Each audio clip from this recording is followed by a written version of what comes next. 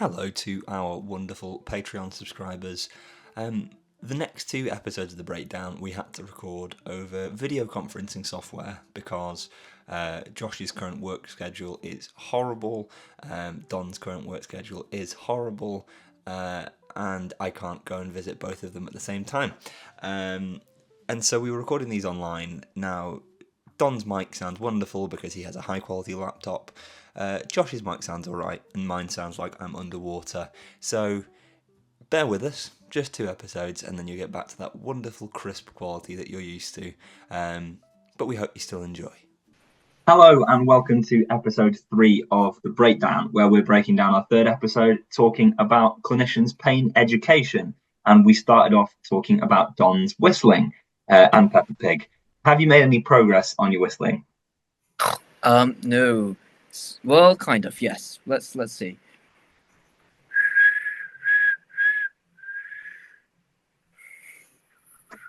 There's still nothing on the inhale.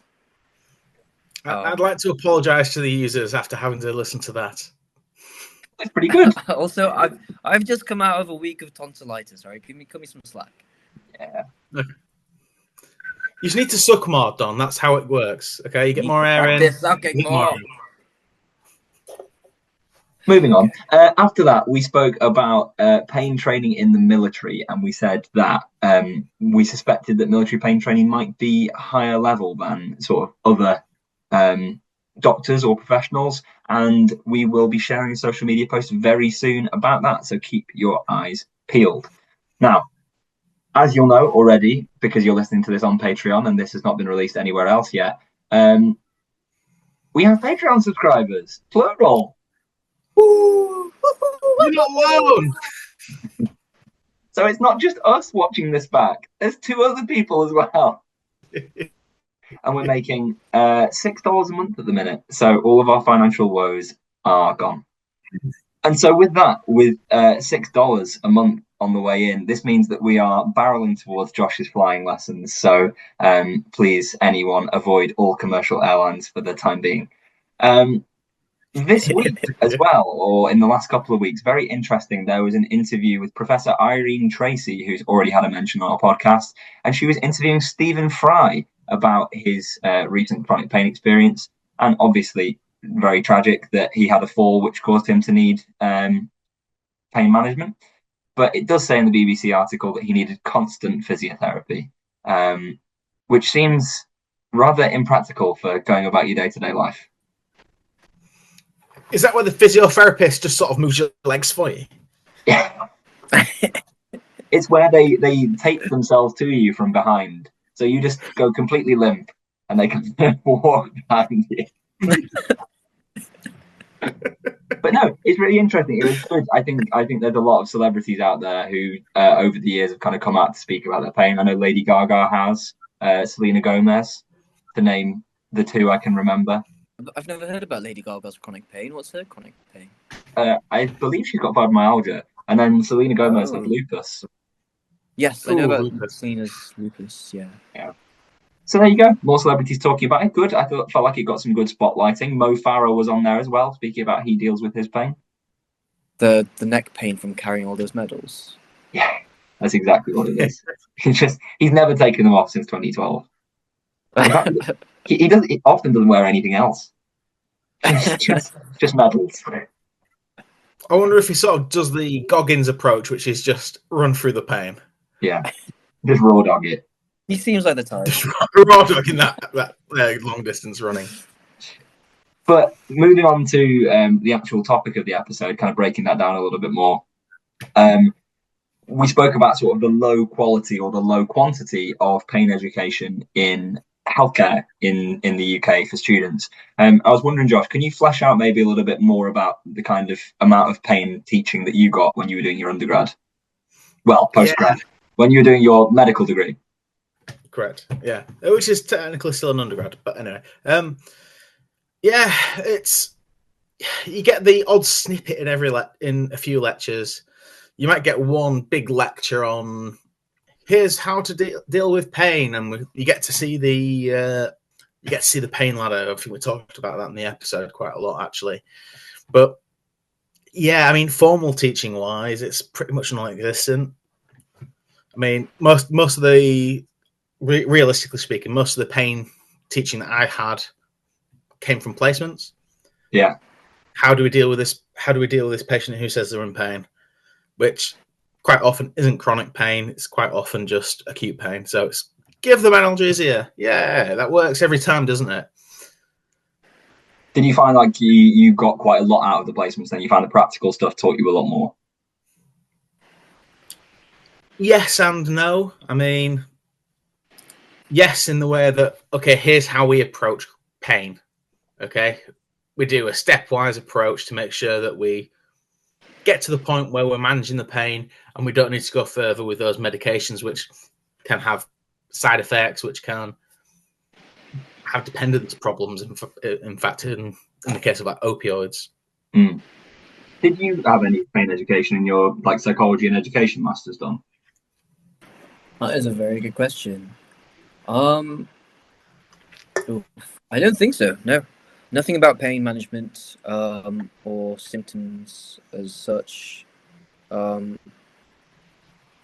sadly. But No. you did do some stuff about like CBT and stuff, didn't you? Which is commonly employed in Yes. pain management. Yes, but that was more for mental health conditions. Yeah, I found that quite interesting actually, Joe, because I think moving forward, if you see this in advance, in episode I think 4, we talk about putting pain symptoms into a Google search, and actually depression more often than not comes up as a top result for why somebody's in chronic pain. So yeah, that does surprise me that in terms of psychology teaching, that it's not higher up on the priority ladder. Yeah, I'm quite interested like by the fact that during my physiotherapy degree, I've really had minimal teaching on pain management, and a lot of the stuff I've seen on placement is super based around analgesia. And in fact, I am doing my dissertation project at the minute about the level of education regarding pain among physiotherapy students in their final year and in newly qualified physios as well. So hopefully, touch wood, in a few months' time, I'll be able to share the results of that with you, and we can see kind of what the baseline knowledge is, and maybe Pain in the Podcast can have a little drop in the ocean in that research world, and try to start that progress in terms of pain education, at least for physio students, and then next to the world. That sounds great. Thanks, man. But so further along in that episode, this seemed to come up almost every episode. Don's fear of birds. He was making progress in episode 3. Have we made any more progress since the recording of that episode? Let me just think back to episode 3. So in episode 3, what did I mention? I can't remember. I think you were snatching the head of a bird from the jaws of a dog. Oh, yes. Well, I have made a bit of progress. So I was once stuck in Victoria Coach Station because my coach was delayed by an hour, and this was at night. And for anyone who's not been to Victoria Coach Station in London, it's a really tragic place. There's a lot of people running about, just extremely stressed. Everyone's there because they couldn't afford the trains, and they are just wanted to go home and just get on with their lives. But there are just so many pesky pigeons at all times of the day, like just throughout the night. And you think pigeons go to bed at night, but no, they're all in Victoria Coach Station. All of them. So, every pigeon. all of them. And so I obviously had to wait for my coach at the station, and I was inside, and seeing pigeons or birds indoors is one of my biggest nightmares. They're unpredictable. They don't have the freedom to fly up, and so they just fly sideways, and that really freaks me out. When you say sideways, do you mean horizontally, or do you mean like they kind of just flap one wing? No, their entire body leans like an airplane and just goes like, yeah. No, so they're only flying horizontally or at very low levels, like head level, and just sweeping everywhere. So I was sat down, and I really tried. And there was a pigeon that was approaching me, and it looked just dodgy. It had one broken leg. Who knows what that pigeon's been through? And I was like, Don, you're not going to move. You're going to sit here. You're the bigger organism here. You have size in your advantage. And so you're just going to sit here and the pigeon's not going to do anything but just walk around you. And it did. But then we're in like waiting areas for these kinds of places. The seats, they have like empty space at the bottom underneath the seat. And so once the pigeon went in there and it was out of my sight, I was freaking the F out. It was bad. What was it planning? Yeah, I was going to say the exact same thing. My ankles, just attacking my clothes, my suitcase. Oh, I didn't want to feel it ruffle its feathers around my ankles. That's like the worst thing. What would you have done if it had given you a nice hug? If it, when pigeons go, what if it had just like wrapped its wings around your arm, around your leg? Well, I've never seen a pigeon do that, but I would freak out. I'd probably just end up flinging my leg and then throwing the pigeon up against the wall or something. Impassion. But yeah, so I held my ground.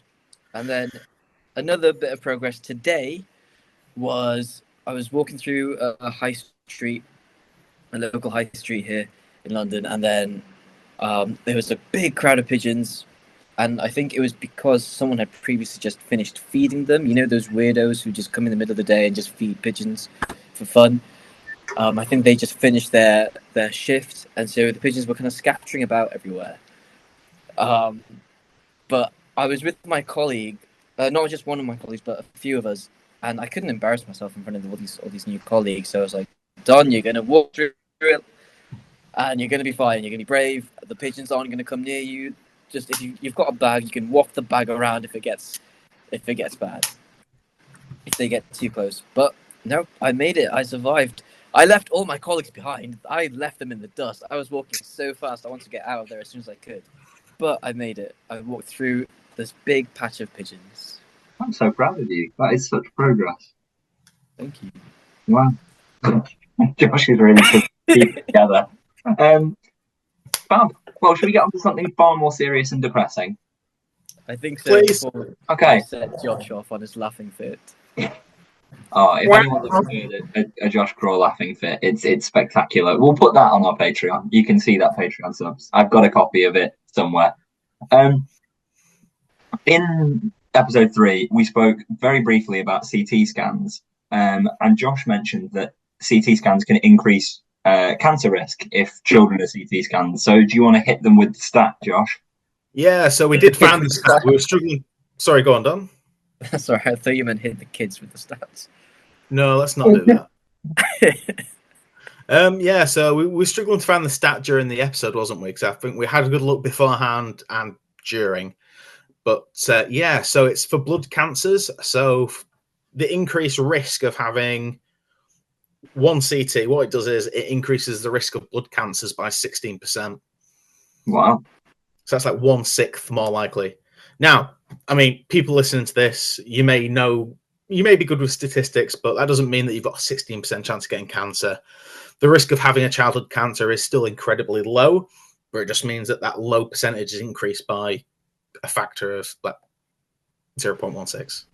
But the thing is, like, it actually says alongside that statistic that for every 10,000 children that have a CT scan, there'll be 1 to 2 cases of blood cancer, which really, like, it's not an insubstantial number when you consider how many children exist. That's quite a big jump in the numbers. So we talk about this in a later episode about sort of the importance or lack of importance of scanning in chronic pain. But hopefully this will just kind of set the tone a little bit and get you thinking that maybe scans aren't always the best way forward. Yeah, I mean, and you got to think about it. Like, if it's an older person, I'll CT every 80-year-old. Now, I won't realistically, but I've got no qualms at all about CTing an 80-year-old. But if an 8-year-old comes in, there has to be significant issues for me to even consider doing a CT. Yeah. Okay. And then last but not least, we spoke about a book by Joanna Burke. That was our book review. And I said that she was at Birkbeck. Don corrected it to be Birkbeck. And we just wanted to end today's episode bringing back a meme that has well and truly gone out of the zeitgeist. But for anyone who can't remember, here is just a little snippet of Birkbeck Macmillan. Urgent news. There was a chicken on University Challenge last night. The name of what sense organ appears in the titles of all of the following works? The second book of Pat Barker's Regeneration trilogy. Macmillan. Aye. And with that, we bring to a close episode 3 of The Breakdown. So listen to next week's episode where we talk about the societal costs of chronic pain. Thank you again for subscribing to our Patreon, and we will catch you again soon. Macmillan.